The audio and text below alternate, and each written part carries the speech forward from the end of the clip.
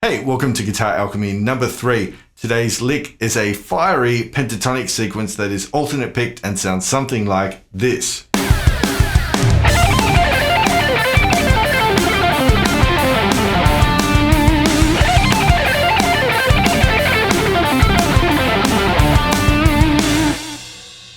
As usual, I'm going to break this down, put the tab on the screen, give you some different picking angles and play it nice and slow. But before I do, let me remind you about the best way to have fun with the licks in this series, the Guitar Alchemy folder. Every time I do a new video in this series, the PDF, Guitar Pro and backing track go into a folder on my Gumroad store. You can access these files for a one-off fee of $3. Simply visit the link below this video, complete your payment and then see material from the previous videos as well as new add-ons every time I upload a video to the Guitar Alchemy series. Before I break down today's lick, let's hear it a little slower and unaccompanied. I'm using the D minor pentatonic scale, which can be played over a 2 chord in the key of C, a 3 chord in the key of B flat, or a 6 chord in the key of F, which is how I'm kind of hearing it this time.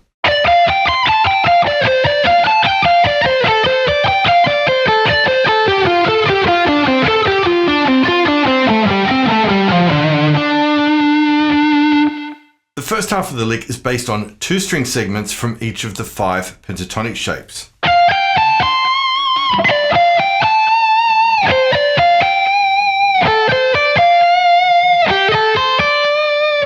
Instead of using these mini boxes as I just played them, I'm going to borrow an extension approach from my favorite player, Kee Marcello. We'll combine boxes to play more notes in fewer positions.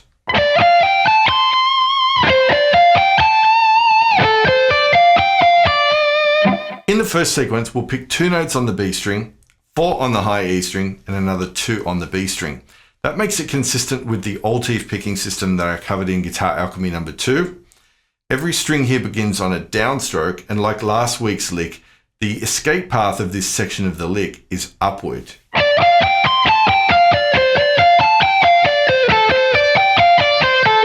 Before moving the picking figure around, you might want to start by repeating the first fragment of the lick, ensuring that your upstrokes are clearing the plane of the strings in an upward escape, allowing the pick to get to each new string clearly every time.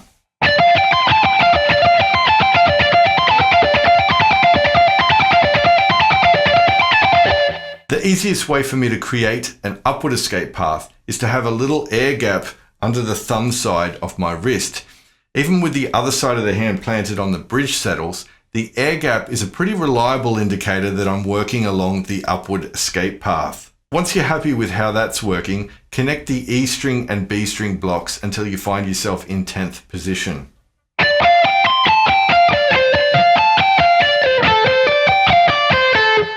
At this point, we're going to stay in 10th position for the rest of the lick, but use the Kee Marcello extension idea to create string pairs that alternate between 3 notes and 2 notes descending.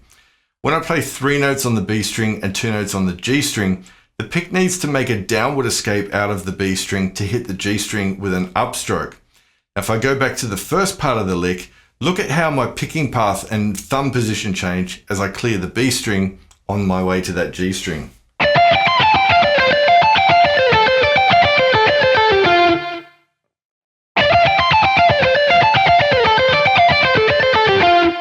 In those segments, the air gap actually closes, which is an indicator of my downward escape position. Now, for the remainder of the lick, the string pairs with these 5 note groups will alternate between downward escape and upward escape paths. Because I played the G and D string fragment twice, that portion will change picking orientation the second time.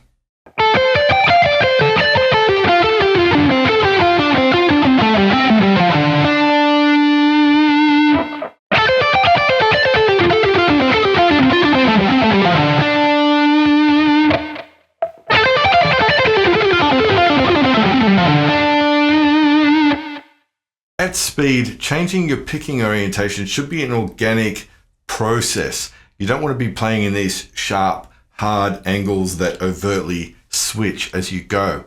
As you'll see from this slowdown footage, I'm not playing overtly in either pick slant, but the graduation between angles isn't like a jarring, hard motion either. You'll probably even see that in my case, changes occur between the way the wrist and the fingers work, and also how closely I cut with my pick towards the strings.